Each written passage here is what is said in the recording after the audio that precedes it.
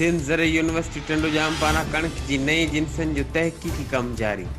Update क्यों पे के टंडोजाम खां जिथे एचआरजेडीओ न्यूज़ जी रिपोर्टर मुराद अली मुताबिक यूनिवर्सिटी जी सीड फाउंडेशन पारा कणक जे जिनसन ते लगायल तजुर्बाती फील्ड जो वाइस चांसलर डॉक्टर फतेह मोहम्मद मरी दौरो कयो।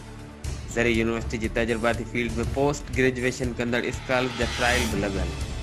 ज़र यूनिवर्सिटी जे फार्मन ते तैयार थियल तस्दीक थियल बिजन में आबादगार फ़ायदो वठी सघन था। डॉक्टर फतेह मोहम्मद मरी यूनिवर्सिटी वोड़न जी नई जिनसन ते तहकीकी कम करे रही है। सीड फाउंडेशन ज़र यूनिवर्सिटी जे फार्मन ते जदीद टेक्नोलॉजी और मशीनरी के इस्तेमाल के यकीनी बनायो वने।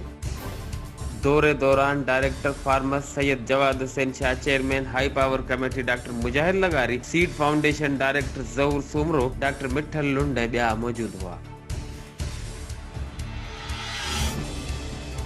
एचआरजेडीओ न्यूज़ ते इन वक्त ताईं बस एतिरो ई। वधीक ख़बरनि ऐं अपडेट्स लाइ ॾिसंदा रहो एचआरजेडीओ न्यूज़।